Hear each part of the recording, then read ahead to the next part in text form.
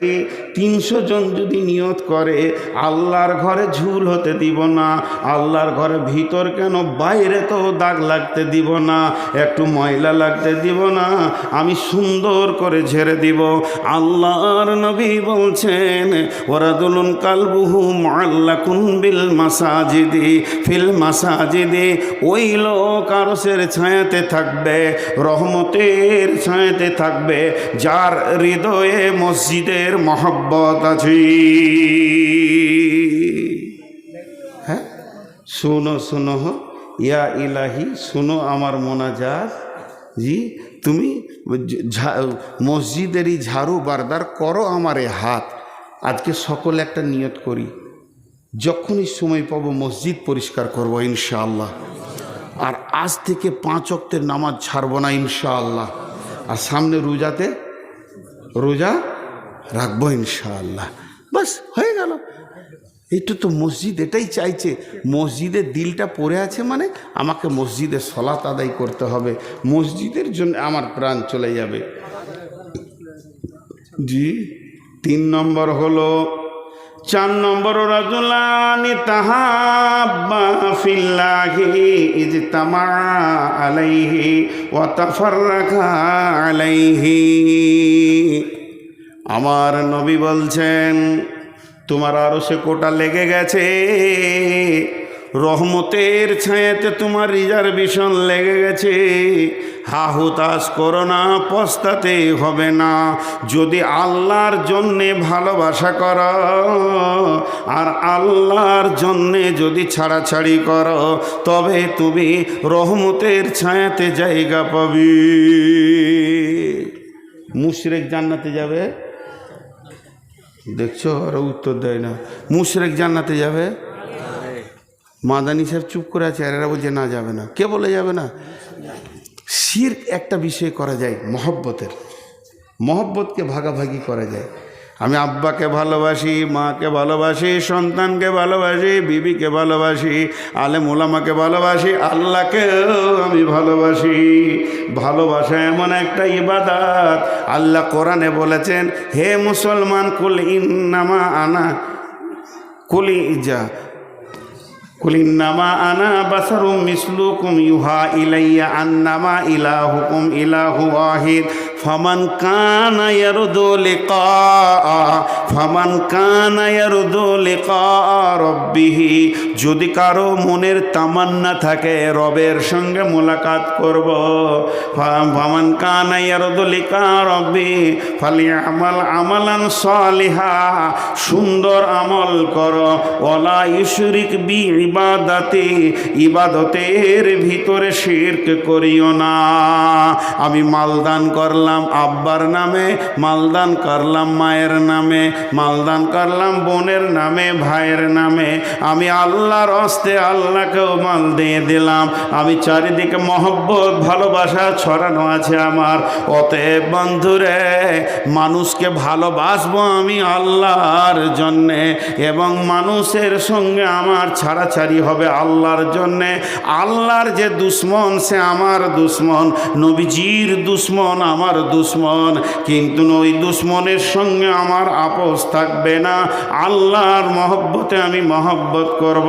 তো বিশ্ব নবী বলছেন তোমার একটা কোটা ওই আরশের ছায়া, রহমতের ছায়াতে লেগে গেছি।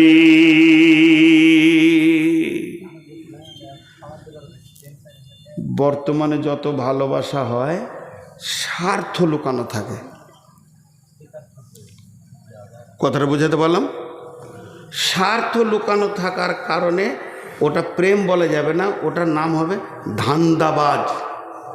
ওটার নাম কি? ধান্দাবাজ। ওর যখনই স্বার্থ ফুরিয়ে যাবে টুক করে কেটে যাবে। ভালো কাউকে বাঁচতে গেলে অন্তর থেকে ভালোবাসতে হবে, যে ভালোবাসার ভিতরে কোনো রকম কোনো ছল চতুরি থাকবে না। জি, তাহলে আর 3 মিনিট আছে, ঘড়ি। হ্যাঁ, কালেকশন আছে, কে করবে? হ্যাঁ, সিজন পেরিয়ে গেল, বলছে আলু তুলো। এখন আম গাছে একটা যদি আম বের করে দিতে পারেন তা আপনাকে 10 লাখ টাকা কালেকশন দেবো। না, এটা ভুল হয়ে গেল, 12 মিশি গাছে থাকতে পারে। অনেক আছে আপনার বাড়িতে আছে? জি, অনেক গাছে থাকে আমার বাড়িতে।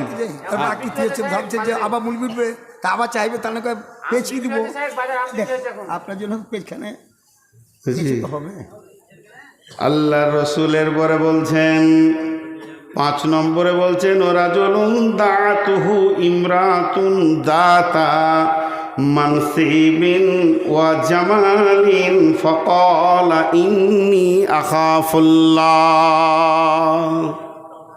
এরা উঠছে কেন?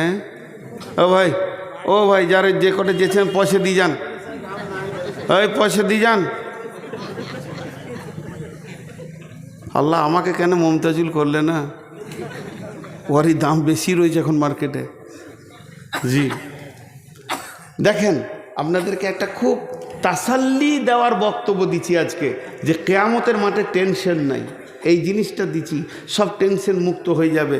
মা বোনেরা নাকেরগুলো কানেরগুলো খুলে দিয়ে পাঠিয়ে দেন।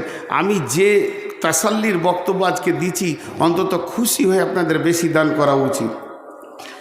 আল্লাহর নবী বলছেন, ওই যুবক যার ভিতরে পরিপূর্ণ উত্তাল রয়েছে, ওই মানুষটা, তাকে একটা সুন্দরী এবং মালালা মেয়েটার ভিতরে 2টি গুণ, একদিকে দেখতে অতি সুন্দর আর একদিকে তার মালে পরিপূর্ণ রয়েছে।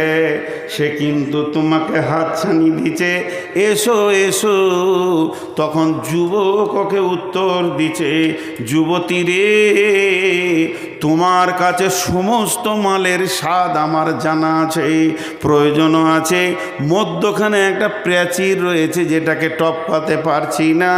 ইন্নী আখাফুল্লাহ, আমি আল্লাহকে ভয় করি। এর জন্যে মুআজ বিন জাবালকে আল্লাহর নবী 10টা ওসিয়ত করেছিলেন। ওয়ান মুআজ বিন জাবালিন রাদিয়াল্লাহু তাআলা আনহু قال আওসানি রাসূলুল্লাহ সাল্লাল্লাহু আলাইহি ওয়াসাল্লাম বিআসরি কালিমাতিন, যে 10টা ওসিয়ত করেছিলেন, শেষ কথাটা ছিল, মুআজ রে, তোমাকে লাখ কথার এক কথা, কোটি কথার এক কথা বলছি, পৃথিবীর যে কোনো কোণে থাকো না কেন, ওয়া আখিফুহুম ফিল্লাহ, আল্লাহর ভয়কে সঙ্গে করে রাখিও। তোমার সঙ্গে যদি আল্লাহর ভয় থাকে, পৃথিবীর কোনো গুনাহ তোমাকে স্পর্শ করবে না, তোমার কাছেও কোনো গুনাহ আসবে না। এবং আল্লাহর রসুল তার সাথীকে বলেছিলেন, হিজরতের সাথী ছিলেন আবু বকর, লা তাহজান ইন্নাল্লাহা মা'না। আবু বকর রে, আমার আর তোমার সঙ্গে আল্লাহ রয়েছে। যদি কোনো যুবক বা যুবতী এটা মনে করে আমার সঙ্গে আল্লাহ আছে, ওর দ্বারা কোনো গুনাহ করা সম্ভব হবে না। তাই আমার নবী বলছে, হে যুবক, হে যুবতী, তুমি যদি নিজেকে লুচ্চামি থেকে বাঁচাতে পারো আল্লাহর ভয়ে, তাহলে আল্লাহর রহমতের ছায়াতে তোমার কোটা লেগে গেছি।